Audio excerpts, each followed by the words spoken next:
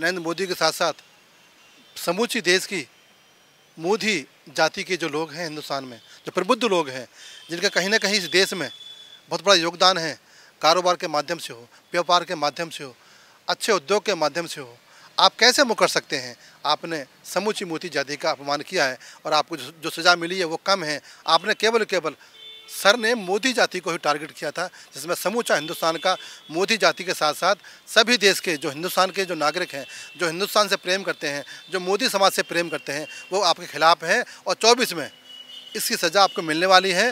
ये ऐसा सोच लेते हैं कि हमें बेल मिल गई तो हम दोष मुक्त हो गए। दोष आपके ऊपर लगा हुआ है। बेल मिलना अपराधी का मौलिक अधिकार है, परंतु अपराध दोष मुक्त होना ये न्यायपालिका के अधिकार में है। 2019 में लोकसभा चुनाव की जनसभा के दौरान कर्नाटक में दिए गए राहुल गांधी का वो बयान, जिसमें मोदी सरनेम को लेकर के उन्होंने सवाल उठाया था और कहा था कि ये आगे चलकर जितने मोदी हैं सभी चोर निकलेंगे। इसको लेकर के जो अवमानना केस था वो चल रहा था और 2 साल की सज़ा सुनाई गई, जिसके चलते राहुल गांधी की लोकसभा सदस्यता भी गई। इसके बाद राहुल गांधी सूरत पहुंचते हैं। वहां जाकर के जो याचिका जो है उनकी तरफ से दी जाती है, जो चुनौती दी जाती है, जो सज़ा दी गई 2 साल की, और इसमें कई अहम बिंदु जो है यहाँ पर राहुल गांधी के वकीलों की तरफ से पेश किए गए राहुल गांधी के बिहाफ पर। और जो यहाँ पर दलीलें पेश की गई हैं वो भी कहीं ना कहीं सवालों के घेरे पर हैं। और इसी मुद्दे पर बातचीत करने के लिए हमारे साथ मौजूद हैं पसमंदा मुस्लिम समाज के राष्ट्रीय अध्यक्ष एहसान खान। उनसे बात करेंगे। राहुल गांधी पहुँचते हैं सूरत, तमाम अपने जो है, ठीक है, प्रियंका वाड्रा उनकी बहन भी हैं, लेकिन अशोक गहलोत भी साथ में जाते हैं, भूपेश बघेल भी साथ में जाते हैं। हालांकि अगर बात की है तो यहाँ पर जो दलीलें राहुल गांधी की तरफ से दी गई हैं वहाँ पर, और कहा गया कि ये जो है केवल और केवल नरेंद्र मोदी मुझ पर केस कर सकते हैं और कोई भी मोदी जो है मुझ पर केस नहीं कर सकता। बहुत बहुत धन्यवाद। आपके चैनल के माध्यम से मैं देशवासियों को बताना चाहता हूँ, खासकर कांग्रेस को बताना चाहता हूँ कि राहुल गांधी जी ने समूचे हिंदुस्तान के मोदी जाति को अपमानित करने का कार्य किया था। रही बात नरेंद्र मोदी जी की, वो देश के प्रधानमंत्री हैं। आपकी दादी जी भी प्रधानमंत्री रहीं, अटल बिहारी वाजपेयी जी ने, स्वर्गीय अटल बिहारी वाजपेयी जी ने क्या इंदिरा गांधी को अपमानित किया था? आपके पिताजी भी प्रधानमंत्री रहे हैं देश के, क्या किसी भी भाजपा के नेता ने उनको अपमानित किया था? नहीं किया था। परंतु आज आपने नरेंद्र मोदी के साथ साथ समूची देश की मोदी जाति के जो लोग हैं हिंदुस्तान में, जो प्रबुद्ध लोग हैं, जिनका कहीं ना कहीं इस देश में बहुत बड़ा योगदान है, कारोबार के माध्यम से हो, व्यापार के माध्यम से हो, अच्छे उद्योग के माध्यम से हो, और कहीं ना कहीं देश में राष्ट्रभक्ति के माध्यम से हो, मोदी जाति का बड़ा अहम योगदान है। और आपने समूची मोदी जाति को अपमान करने का कार्य किया है और आपकी वाइट पूरे मीडिया में ऑन रिकॉर्ड है। आप कैसे मुकर सकते हैं? आपने समूची मोदी जाति का अपमान किया है और आपको जो सज़ा मिली है वो कम है और सज़ा मिलनी चाहिए थी। परंतु आप अपनी आदतों से, आप अपने बयानबाजियों से, ना कांग्रेस बयानबाजी से बाज जाती है और ना आप बयानबाजी से बाज जाते हैं। तो कहीं ना कहीं आपका जो सज़ा है एक सच है और ये न्याय पालिका ने दिया है। आप ना तो न्याय पर भरोसा रखते हैं, ना संविधान पर भरोसा रखते हैं। जो सज़ा दिया आपने, आपको जो सज़ा दी है वो न्यायपालिका ने दी है, ना कि नरेंद्र मोदी जी, ना कि भाजपा ने दी है। आपके लोग भाजपा के बदनाम कर रहे हैं और भाजपा पार्टी को बदनाम करने की जो घृणित साजिश है कांग्रेस की, वो नाकाम होने वाली है। जो फैसला है वो न्यायालय का है, सज़ा न्यायालय ने दी है और आपकी जो सदस्यता रद्द हुई है वो चुनाव आयोग ने किया है। ये भाजपा का इसमें कोई लेना देना नहीं है। हाँ, भाजपा एक पक्ष हो सकता है, परंतु आपके बयान के ऊपर जो निर्णय हुआ है वो न्यायालय ने दिया है।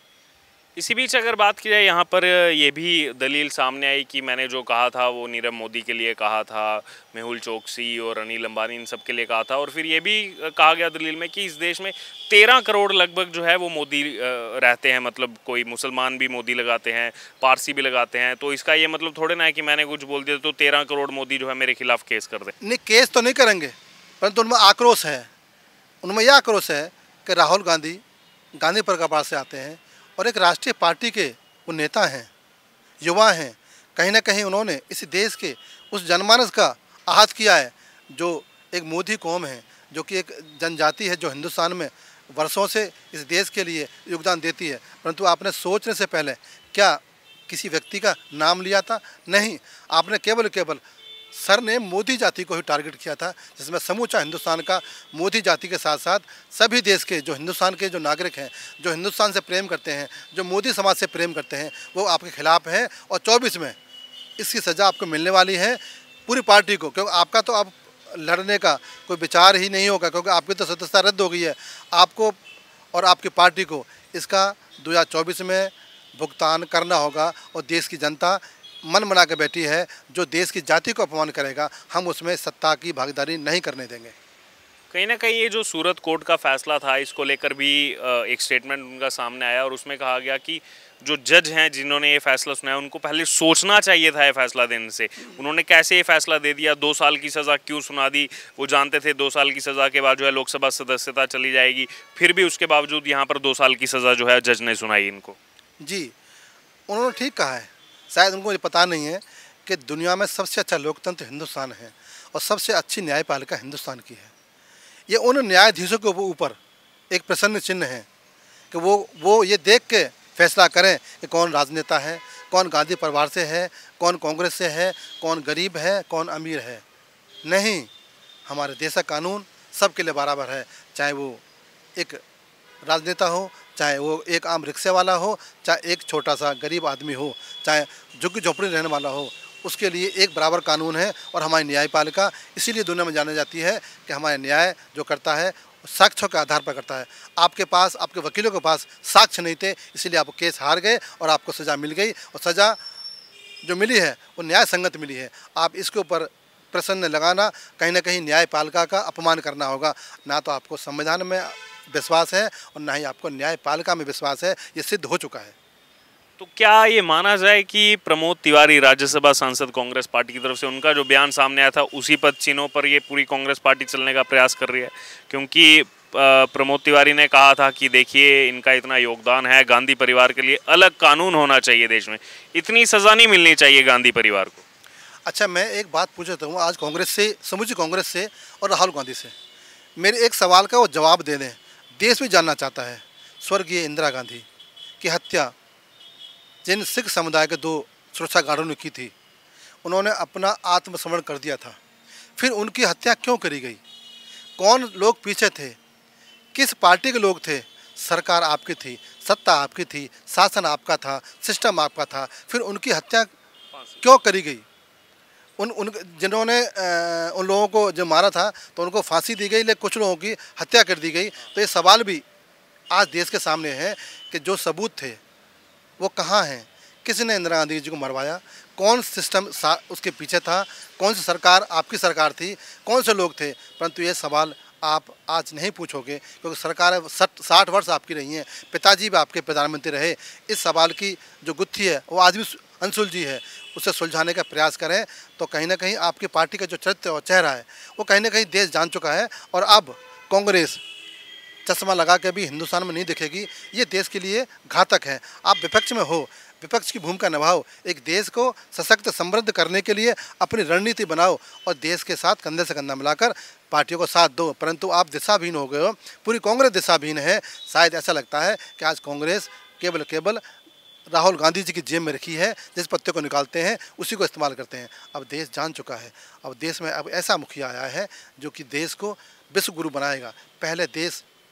पहले हिंदुस्तान की जो पहचान थी वो ये थी कि आज विदेश जाते थे प्रधानमंत्री तो विदेशी शासक, विदेशी प्रधानमंत्री कहते थे कि आज ये कश्मीर का मुद्दा लेकर आए हैं, या आज ये कुछ अनुदान मांगने आए हैं, या आज पाकिस्तान का मुद्दा लेकर आए हैं। आज भारत का प्रधानमंत्री बाहर जाता है तो रेड कार्पेट बेचता है और कहीं ना कहीं वो निर्णय करने के लिए बुलाया जाता है। और आज आँख से आँख मिला कर देखता है वो नरेंद्र मोदी है, जिसका नाम नरेंद्र मोदी है। वो देश पर आज शासन कर रहा है, देश को विश्व गुरु बनाएगा और कहीं ना कहीं देश की एक अलग पहचान बनाई है, विश्व गुरु बनने को तैयार है। आज दुनिया हिंदुस्तान की ओर व्यापार के लिए और व्यवहार के लिए, और कहीं ना कहीं हिंदुस्तान का नाम अब जो लेते हैं विदेशी मुल्क के प्रधानमंत्री आदर से लेते हैं। रेड कार्पेट बचता है हमारे प्रधानमंत्री के लिए और हिंदुस्तान का नाम अब सुनहरे अक्षरों में लिखा जाएगा। एक छोटी सी प्रतिक्रिया आखिर में लेना चाहूँगा, जो लोगों की तरफ से भी कमेंट सामने आ रहा है। जब ये ज़मानत मिल गई इसमें राहुल गांधी को कुछ दिन की, जब तक सज़ा कुछ नहीं दी गई है, तो बयान सामने आया, राहुल गांधी ने कहा ये सत्य की जीत है, सत्य कभी पराजित नहीं हो सकता। तो उसको लेकर लोग कह रहे हैं कि ये इसमें ट्रूथ और ये सब बातें कहाँ गई, जो हेट स्पीच आप लगातार करते हैं उसको लेकर आपको सज़ा सुनाई गई, इसमें भी राजनीति। बेल मिलना एक मौलिक अधिकार है, कानून के तरीके में बेल मिली है। लेकिन आप अपराधी हो, आपको सज़ा भी हुई है, केस चलेगा और ये लंबा चलेगा, तो कहीं ना कहीं ये ऐसा सोच लेते हैं कि हमें बेल मिल गई तो हम दोष मुक्त हो गए। दोष आपके ऊपर लगा हुआ है, आपको केवल बेल मिली है और आपके शायद वकील या तो अनभिज्ञ हैं या फिर गुमराह कर रहे हैं जनता को। बेल मिलना अपराधी का मौलिक अधिकार है, परंतु अपराध दोष मुक्त होना ये न्यायपालिका के अधिकार में है। जब तक आपका इस पर निर्णय नहीं आएगा कि आप दोष मुक्त हैं या दोष में हैं, तब तक आप कुछ भी कहो वो बेकार है।